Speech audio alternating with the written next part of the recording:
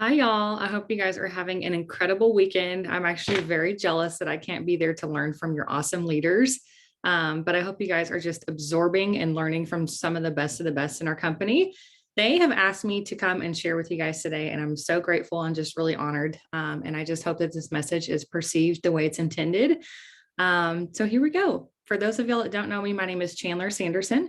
I am an Emerald with the company, and I have been here about 4 years, which is always so crazy to say. The longer it gets, the crazier it gets. And truly, like, there have been so many really incredible seasons in my business and so many incredibly awful seasons in my business. But without taking you through all 4 years, I really just want to focus on the last year of my business, because we have seen so much growth and it truly has just been so much fun, just in this last couple of months. So I'm going to share everything that we have been doing with you guys, just in hopes that it may give you some direction or just some inspiration as you guys are continuing your journey with Plexus. Okay, so this time last year, we had decided as a team to go Emerald.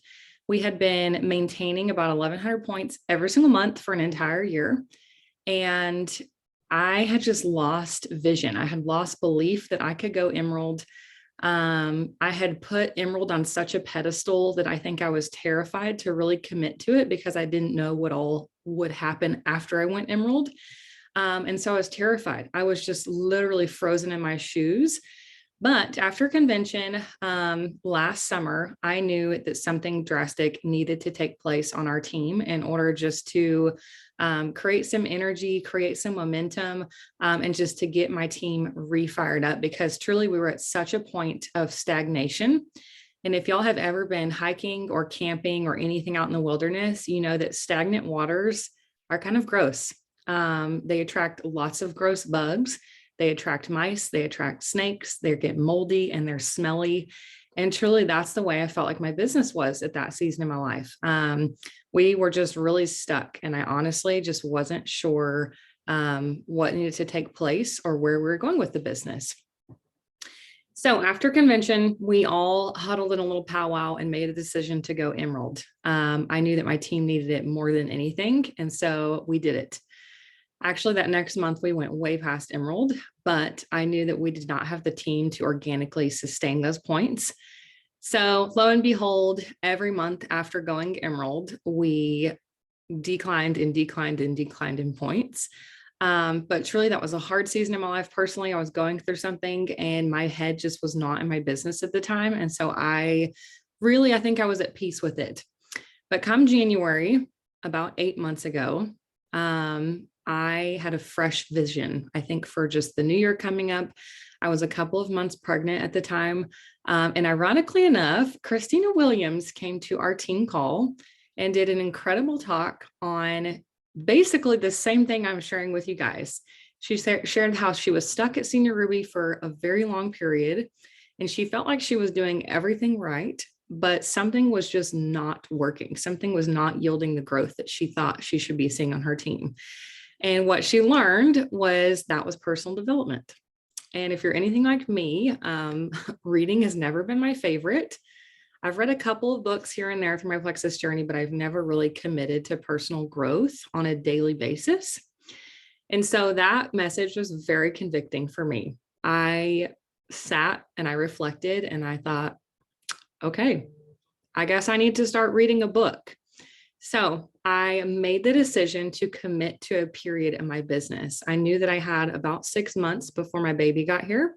And I knew that once baby was here, it was going to be hard to create massive momentum.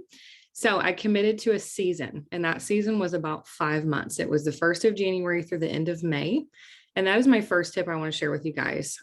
If you do not have the personality and the energy to commit, go 24/7 year round, I really encourage y'all to look at your calendar and look at the upcoming year and commit to a specific season of growth, 90 days or longer, because that truly is where you start to see fruit in your business when you're committed to a 90-day period. So I committed. I was all in. I started reading books like crazy. I started leading book studies on my team, which was something so far out of my comfort zone. I read Get Over Your Damn Self. That is a fundamental to network marketing, and so many new people on my team really caught the vision with that book.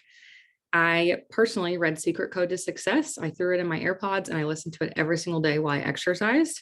And then later this spring, I read Developing Leaders Around You and actually did a book study with some of my top leaders on my team. And those three books really were such a huge catalyst for all the growth that we've seen this year. And so that's my second tip with you guys, is to commit to raising your leadership lid. So much of the time, if you're a black and white person, you think I just need to recruit more people and I'll see the growth that I need. And sometimes that works, but a lot of times that is not sustainable and it's not going to yield that dream business that we really dream of. That business where we can step away for a month and still have substantial growth, because that style of business requires you to be in constant action. Whereas if we're continuously raising our leadership lid and developing leaders around us, that gives us that dream lifestyle business that we truly want from this. And so that's my second tip for you guys, is to raise your leadership lid and put it into action. I saw really, really, really good things from that. So thank you, Christina, for convicting me and just getting me out of my comfort zone to start reading and implementing what I had read. Something else that we really had to change as a team this year, and it started with me, was to recruit high numbers and to recruit high quality people. In the past, I think we've truly just looked at, let's just recruit as many people as we can in order to hit our rank up month. But like I mentioned before, that's not a sustainable business model. And so with raising our leadership lid, not just me, but a lot of the girls on my team, we started noticing that we were recruiting leaders. We weren't just recruiting product takers who wanted to stick around for 90 days and then peace out. We really were recruiting leaders who had this business vision from day one. They were committing to things like Super Saturday and convention. They were showing up for team calls. They were helping lead book studies. They were, sharing about their journey from day one. And that was such a game changer, not just for my business and for our points, but for my mindset, to be really surrounded by women who truly wanted this as much as I did. It was life-changing my business. And this year, I believe our team has doubled as far as level 1 leaders that I had this year compared to last year. And it's all because of this specific season where I was raising my leadership lid, recruiting like-minded leaders, and just pouring into those leaders. Something else that I had to learn during that season, which was really, really, really hard to accept, but I learned it from my sponsor, Jordan Ronberry, is to treat my leaders like leaders and set my hobby owners free. I felt so committed to my team at the time prior to this season, and I still am today. But I knew that we needed some new faces, some new energy, some new excitement. And I was really terrified of creating a new team. I've heard that over and over and over. But the truth is, I was terrified. I was terrified that my existing team, which were my best friends, by the way, I was afraid that they were going to leave. I was afraid that they were going to quit. I was afraid that they were going to think that I was replacing them. And I did not want that to be the case. But what I learned through this journey is that actually the opposite happened. When I'm recruiting new faces and new girls who were so insanely excited, and they're recruiting and they're duplicating and they're just hitting all these fast start ranks, that energy transpires to the rest of my team. And some of these girls who had been around for years at this point and had been stuck in that stagnation, they were now excited. They were now saying, I need to go develop some new silvers. I need to stretch my recruiting goals this month. I need to start leading book studies for my team.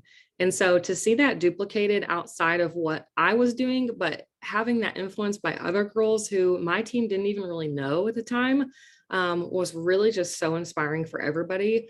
And it has just been so much fun to watch. With that being said, you as a leader have to make the choice to stop dragging.